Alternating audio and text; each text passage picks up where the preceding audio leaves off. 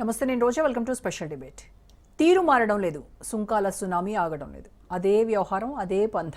America president ఇండియాపై tariff war చేస్తూనే ఉన్నారు. Chance దొరికినప్పుడల్లా భారతీయులను భయాందోళనకు గురి చేస్తున్నారు. రెండోసారి అధికారం చేపట్టినప్పటి నుంచి ఇతర దేశాలపై సుంకాల మోత మోగిస్తున్న ట్రంప్ తగ్గేదేలే అంటున్నారు. దోస్త్ మేరా దోస్త్ అంటూనే దడ పుట్టిస్తున్నారు. అయితే ట్రంప్ తీసుకున్న నిర్ణయాలు అమెరికాలో ఆందోళన కలిగిస్తున్నాయి.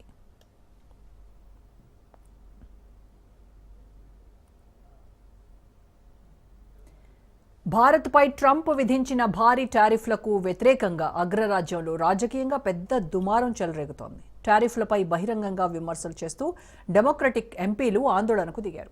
అమెరికా హౌస్ ఆఫ్ రిప్రజెంటేటివ్ సభ్యులు ఓ తీర్మానం చేశారు.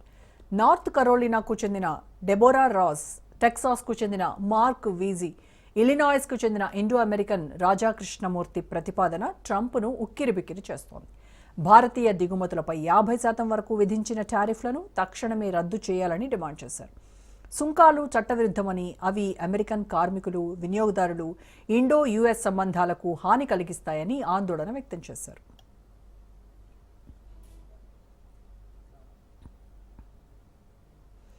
నార్త్ కరోలినాకు భారతదేశానికి మధ్య వాణిజ్య, పెట్టుబడుల సంబంధాలు ఎంతగానో ఉన్నాయన్నారు డెబోరా రాస్.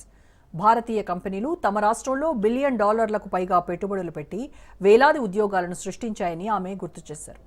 ఇప్పటికే పెరుగుతున్న ధరలతో ఇబ్బంది పడుతున్న టెక్సాస్ ప్రజలపై పన్ను భారం పెంచుతున్నాయని మార్క్ ఆందోళన వ్యక్తం చేశారు. సుంకాలు ప్రతికూలమైనవని, అమెరికన్ కార్మికులకు హాని చేస్తాయని కృష్ణమూర్తి హెచ్చరించారు.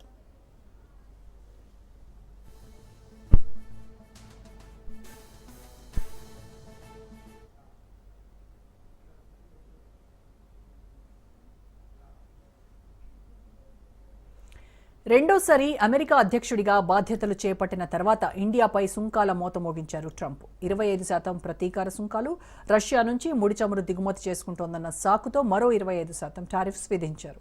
జాతీయ అత్యవసర అధికారాన్ని ఉపయోగించి భారత్పై సుంకాల పంజా విసిరారు. వాటిని రద్దు చేయాలంటూ అమెరికా ప్రతినిధుల సభలోని 3 సభ్యులు కీలక తీర్మానాన్ని ప్రవేశపెట్టారు. ట్రంప్ వాణిజ్య విధానాలపై యుఎస్ కాంగ్రెస్లో పెరుగుతున్న అసంతృప్తికి ఇదో ప్రతీకగా మారింది. తాజా పరిణామంతో ఇండియాపై ట్రంప్ విధించిన అదనపు సుంకాలు రద్దయ్యే సూచనలు కనిపిస్తున్నాయి. దీనికి సంబంధించి పూర్తి విశ్లేషణ అందించడానికి సీనియర్ జర్నలిస్ట్, సీనియర్ విశ్లేషకులు డాక్టర్ అంది సత్యం గారు మనకు అందుబాటులో ఉన్నారు.